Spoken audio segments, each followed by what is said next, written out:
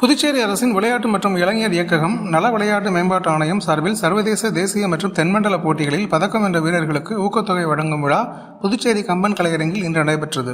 விழாவில் விளையாட்டுத்துறை இயக்குநர் சுதாகர் வரவேற்புரை நிகழ்த்தினார். கவர்னர் கைலாஷ்நாதன் மற்றும் முதலமைச்சர் ரங்கசாமி ஆகியோர் பதக்கம் வென்ற வீரர்களை பாராட்டி ரொக்க பரிசுகளை வழங்கினர். விழாவில் பேசிய முதலமைச்சர் ரங்கசாமி புதுச்சேரியில் விளையாட்டுத்துறைக்கு தனித்துறை அமைக்கப்பட்டுள்ளதாக தெரிவித்தார். முன்பு பயிற்சியாளர்களுக்கு வழங்கப்பட்ட ரூ. 10,000 ஊதியம் தற்போது ரூ. 50,000 உயர்த்தப்பட்டுள்ளதாகவும் இதனால் பயிற்சியாளர்களுக்கு புதிய உற்சாகம் ஏற்பட்டுள்ளதாகவும் அவர் கூறினார். மேலும் போட்டிகளில் பங்கேற்க செல்லும் வீரர்கள் பண தட்டுப்பாடு காரணமாக சிரமப்படுவதை கருத்தில் கொண்டு அவர்களுக்கு அரசு நிதியிலே தேவையான உதவிகள் வழங்கப்படும் என்றும் தெரிவித்தார். மத்திய விளையாட்டுத்துறை அமைச்சர் விளையாட்டுத் துறைகளை மேம்படுத்த 200 கோடி வழங்குவதாக கூறியுள்ளதாகவும் அவர் தெரிவித்தார். புதுச்சேரியில் ஐடி பார்க் மற்றும் சிறப்பு பொருளாதார மண்டலங்களில் தொழிற்சாலைகளை அமைப்பதன் மூலம் சுமார் 50,000 இளைஞர்களுக்கு வேலைவாய்ப்பு வழங்க நடவடிக்கை எடுக்கப்பட்டுள்ளதாகவும் அவர் கூறினார். அதேபோல் அரசு பள்ளி மாணவர்களுக்கு ஷூ மற்றும் புத்தகப்பை வாங்கி தர வேண்டும்.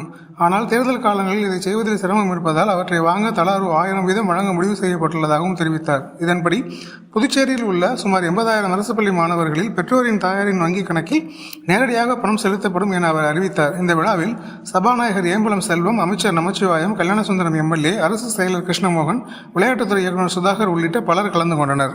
இப்போது சொல்லிட்டு நம்ம பிள்ளைகளுக்கு ஷூ, புத்தகப்பை இது ரெண்டும் உடனடியாக வாங்கி கொடுக்க முடியுமா? சிரமமாக இருக்கும். ஏன்னா தேர்தல் நேரம் அதுக்கு சூப்பர் எல்லாம் வந்து முடியும். அதுக்கு சொன்னேன் 1000 ரூபா ஒரு பிள்ளைக்கு ஷூ, பை 2 வாங்கி கொடுக்குறதுக்கு நேரடியாக அவங்க வங்கி கணக்கு செலுத்தலாம் அப்படின்னு சொல்லியிருக்கேன். சுமார் 77,000 பிள்ளைகள் 80,000 பிள்ளைகளுக்கு உடனடியாக 1000 ரூபாய் பை, ஷூ வாங்குவதற்கு அவருடைய வங்கி கணக்கு செலுத்தப்படும் என்று நிலைக்கு